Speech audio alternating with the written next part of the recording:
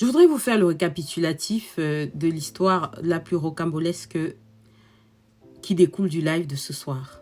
Écoutez attentivement. Il s'agit d'une jeune dame africaine qui a fait venir son enfant d'Afrique à moins de 10 ans.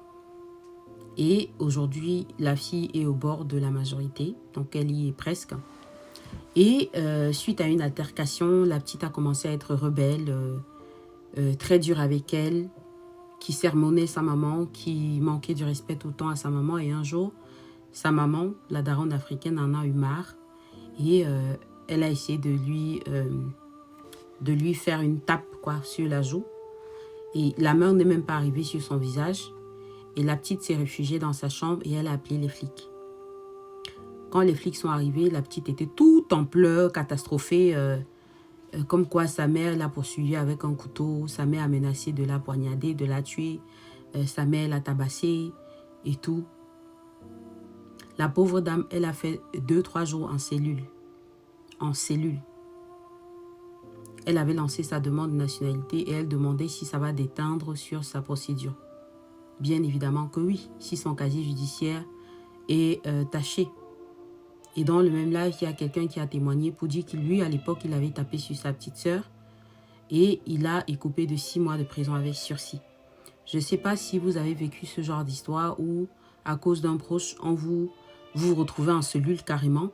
À cause d'un proche, vous êtes dans des situations que vous ne pouvez pas décrire. Vous êtes dans... Partagez-moi vos expériences en commentaire. On n'a pas fini le live sur les histoires au Cambodge. Je l'ai pourtant tellement annoncé. J'ai annoncé 1000 personnes en live, mais on n'était que 500. C'est pas bien grave. Qui tombe se relève, donc on va continuer, on va persévérer. Mais qu'est-ce que vous pensez de l'histoire de cette dame? Vraiment. Est-ce que c'est pour ça que je vous dis souvent, quand vous faites venir les enfants d'Afrique, réfléchissez à 3 fois, à 4 fois. Parce qu'une fois les enfants arrivés ici, ils ne sont plus vos enfants. Ils sont les enfants de la France. Un peu, on va vous les retirer. Faites attention, les amis. Donc, la maman, aujourd'hui, elle est dans les problèmes. Elle attend passer devant le juge. L'enfant que tu as porté dans ton ventre, 9 mois. Je ne vous explique pas la douleur de ça. La pauvre dame en France, elle n'avait jamais connu, elle n'était jamais allée dans un commissariat. Durant toutes ces années en France.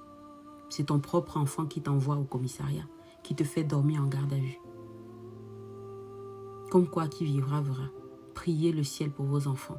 Priez le ciel pour le rapport que vous avez avec vos vis-à-vis, afin qu'ils ne se transforment pas en vos propres démons, qu'ils ne se transforment pas en serpents et qu'ils vous mordent vous d'abord en premier. Qu'est-ce que vous pensez de cette histoire? Est-ce que vous avez vécu? Racontez-moi en commentaire, je vais les reposter, je vais les repartager pour sensibiliser, pour que les uns et les autres puissent se méfier. Se méfier en Europe, on se méfie de tout, même de son ombre. Et surtout, pensez à vous abonner si c'est la première fois que vous me voyez. Je suis juriste spécialisée en droit des étrangers, réfugiés, apatrides. Je suis doctorante également et vacataire dans une université francilienne, donc en Île-de-France. Pensez à vous abonner. Merci.